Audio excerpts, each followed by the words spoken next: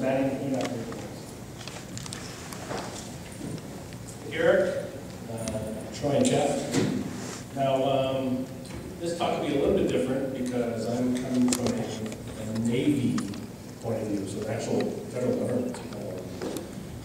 And I'm going to talk about a partnership that we formed with Cobalt Technologies. They are a supplier in butanol. In 2008, some of our scientists published a pathway from butanol to full performance jet fuel through a well-defined chemical pathway. Now, I sure came to jet fuel warplanes. I thought that was appropriate for Hawaii, but I couldn't think of anything else that rhymed with warplanes from a sugar point of view, or something else outside of the military. Navy, oil is ammunition. Now, bonus points if anyone can actually name the admiral that's up there. But even in World War II, we understood that in order to win wars, in order to project power, you needed oil. And during World War II, they were using 16 million gallons of oil per day. And if you look at the numbers, I'm sure a lot of this has come up. The U.S. produces 10% of petroleum, it uses 23%. So you can see where, if oil production stopped today, it would still be 13% short. The Navy's a big energy user, not as big as the Air Force, but we do use up to a third of all oil consumption. And most of it is in afloat, in ships and aviation. And we're talking about 80,000 barrels a day, which is around 3.5 million gallons. Now, with the SecNav's energy vision, we're trying to get that down to 1.5 million gallons per day over the next 10 years. So that's why we're here today, talking about how can we reduce the petroleum use by nearly 1.5 million gallons, just for the Navy. So why is the Navy, or why am I here? Why is the Navy interested in fuel? And if you look at it from a mission point of view, it is a force multiplier. If you can control the flow of energy, that gives you a tactical advantage. Now, I'm sure you guys have heard about the Great Green Fleet. SecNav's goal for the next 4 years to sail a fleet composed of nuclear hybrid ships powered by both electric and biofuel, as well as aircraft flying on biofuels as well. And additionally, to reduce petroleum use and non-tactical vehicles by half as well. And the pathway we believe is going to be through non-food plant and natural feedstocks supplied domestically, support mission capabilities. So the Naval Air Warfare Center Weapons Division is where I hail, and it is dedicated full spectrum RD-AT&E, research, development, acquisition, test, and evaluation of various systems.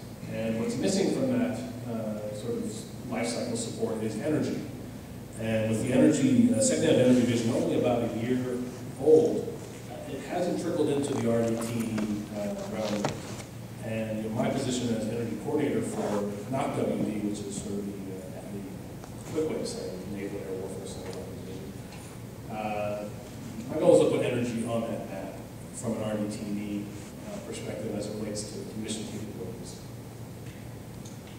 This is just quickly my role. I'm taking inputs from the SecNav, mission requirements, strategic plan, and producing an energy strategy that will lead to both energy development, partnerships, security, strategic missions. Now, we have a materials and chemistry division who designed, created this pathway from butanol to full performance jet fuel. And the scientists we have, the work that I'll explain is Doctors Wright, RV, and Quintana, and then Cobalt is represented by Rick Wilson, Ray Dooley, and Mark Miller. And this partnership was just formed a few months ago. So the Navy's excited about the potential partnership and having an industrial partner working with Navy scientists to develop for Navy use. So if you look at the life cycle carbon cost and shortest pathway wins, right? If you get from CO2 biomass to fuel in the quickest and shortest way, that technology or that process will probably lead to forefront. And what we're working with cobalt is we think we have the potential short as quick as we're there. And hopefully, we'll get some detractors, but we'll also get some support and say, look, how can other companies help us to get to that path? It's all about supporting the mission. Cobalt Technologies, they're a Bay Area company. They came up with a business model or pathway to look at regional deployment of the technology. You imagine a local feedstock within a 50-mile radius. They'd set up a local plant, take that feedstock, convert it to a fuel, and then find a pathway, either through a chemical market or obviously now jet fuels. Now, the butanol market, it's growing. I think it's $6 billion globally. And we feel that butanol is a more valuable product as a fuel versus the ethanol because it has different markets you can go into. So in order to be a successful fuel company, we need to have that diversified markets, product stream. And in terms of transportation, chemical, composite materials, and obviously military use. So I'm sure you've seen many variations of this over the course of the symposium. It's basically going from a cellulosic feedstock proprietary technology fermentation to get to a product. And when we come in, we're taking the N-butanol, converting it to bio-butene, or N-butene, and then that serves as precursors for Jet A, JP8, JP5 fuel products. Why butanol? Well, we've tested at local Navy. Butanol itself will serve as a gas drop. It's 90 octane, you can actually put it in cars.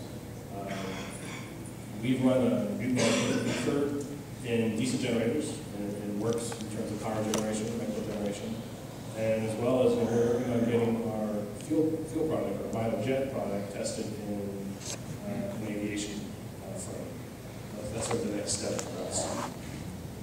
Now the pathway, you take your 1-butene, and you can bring it to, it's a polymerization step.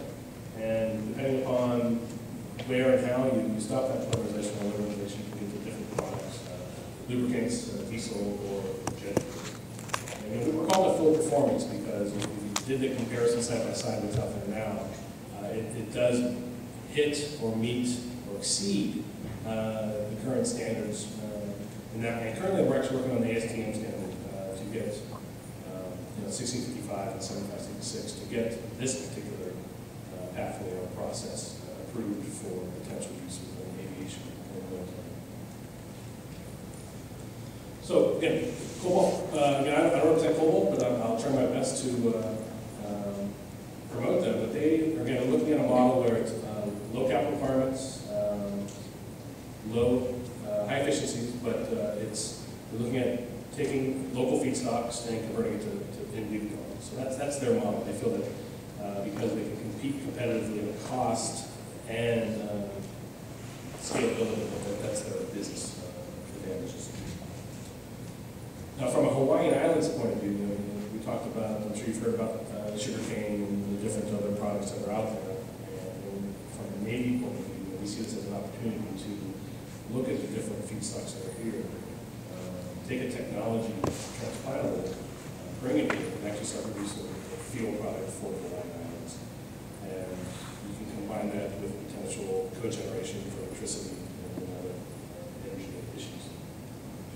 So this is hopefully how the new Navy will work with our partners, is to take technology that we are developing, using your tax dollars, and spinning that off in conjunction with industrial partners so that we can bring new technologies to bear.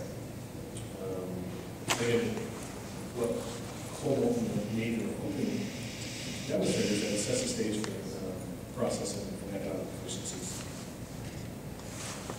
Mahalo, and I'd like to thank everyone. Appreciate it.